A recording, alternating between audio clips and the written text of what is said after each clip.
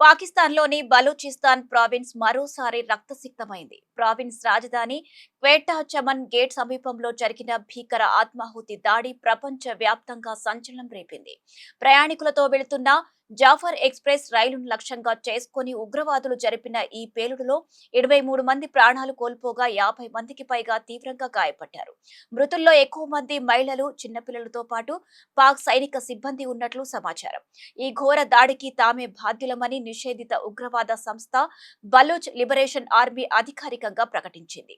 ఈ సంస్థకు చెందిన అత్యంత ప్రమాదకరమైన మజీద్ బి గ్రేడ్ ఈ దాడిని అమలు చేసినట్లు తెలుస్తోంది. క్వేటా కంటోన్మెంట్ నుండి పేషా వరకు పాకిస్తాన్ సైనిక సిబ్బంది, ఇంటెలిజెన్స్ అధికారులు ప్రయాణిస్తున్నారనే ఖచ్చితమైన సమాచారంతోనే వీలైనంత ఎక్కువ స్థాయిలో ప్రాణ నష్టం కలిగించాలనే ఉద్దేశంతో ఈ దారుణానికి ఒడిగట్టామని బిఎల్ఏ ప్రతినిధి జియాన్ బలూచ్ స్పష్టం చేశారు. పేలుడు ధాటికి జాఫర్ ఎక్స్ప్రెస్ కు చెందిన ఒక భోగి పూర్తిగా ధ్వంసమై మంటలు చెలరేగగా చుట్టుపక్కల భవనాలు, వాహనాలు కూడా భారీగా దెబ్బతిన్నాయి.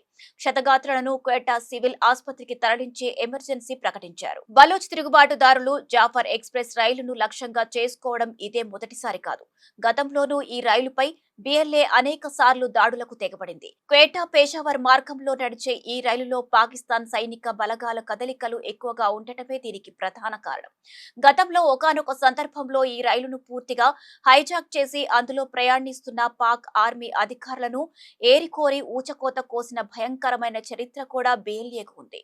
అలాగే రైల్వే ట్రాక్లపై రిమోట్ కంట్రోల్ బాంబులు పెట్టడం, ప్యాసింజర్ బోగీలపై రాకెట్ లాంచర్లతో దాడులు చేయడం వంటి ఘోరాలకు ఈ రూట్ వేదిక. పాక్ సైన్యానికి గుండెల్లో వణుకు పుట్టించాలంటే వారి రవాణా మార్గాలపై దెబ్బ కొట్టాలనే వ్యూహంతోనే ఆర్మీ పర్సన్స్ ఎక్కువగా ప్రయాణించే జాఫర్ ఎక్స్ప్రెస్ ను బిఎల్ఏ తన ప్రధాన లక్ష్యంగా మార్చుకుంది. అసలు బలూచిస్తాన్ లిబరేషన్ ఆర్మీ ఆ ప్రాంత స్వాతంత్ర్యం కోసం ఎందుకు పోరాడుతోంది అనే విషయానికి వస్తే దీని వెనుక దశాబ్దాల నాటి సుదీర్ఘ చరిత్ర, ఆవేదన ఉన్నాయి. 1947లో భారత్ పాకిస్తాన్ విభజన జరిగిన సమయంలో బలూచిస్తాన్ ఒక స్వాతంత్ర రాజ్యంగా ఉండేది. కానీ 1948లో పాకిస్తాన్ ప్రభుత్వం తన సైనిక బలగాలను పంపి బలవంతంగా బలూచిస్తాన్ ను ఆక్రమించుకుంది. అప్పటి నుండి బలూచ్ ప్రజలు తాము పాకిస్తాన్ లో భాగం కాదని, తమకు పాత స్వాతంత్ర్యం తిరిగి కావాలని పోరాటం మొదలుపెట్టారు.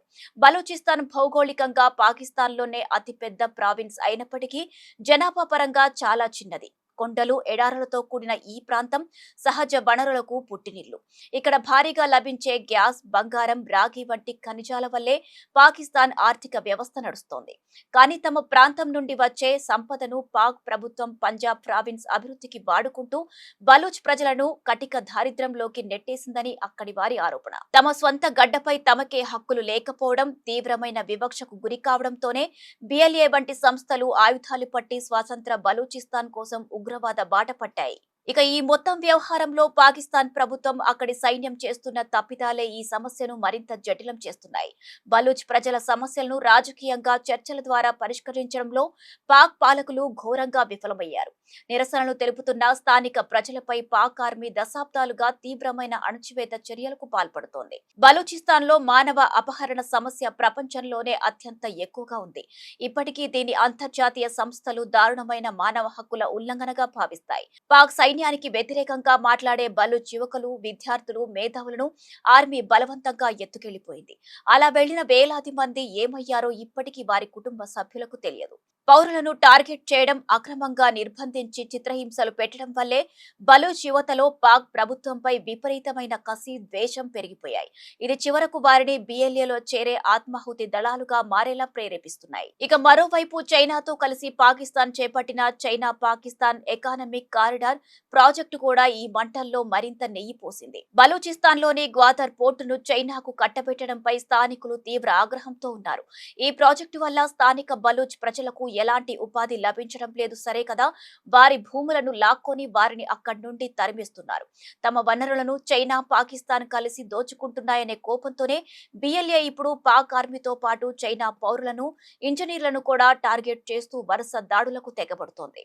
ఇప్పటికైనా పాకిస్తాన్ తన తప్పులను తెలుసుకుని సైనిక బలగాల ద్వారా బలూచ్ ప్రజల గొంతు నొక్కాలని చూడటం మానేయాలి. మానవ హక్కుల ఉల్లంఘనలను ఆపి స్థానిక సంపదను స్థానిక ప్రజల అభివృద్ధికే కేటాయించేలా పారదర్శకమైన చర్యలు తీసుకోకపోతే బలూచిస్తాన్ ఎప్పటికీ పాకిస్తాన్ కు ఒక ముళ్ల కిరీటంగానే మిగిలిపోతుందనడంలో ఎలాంటి సందేహం లేదు.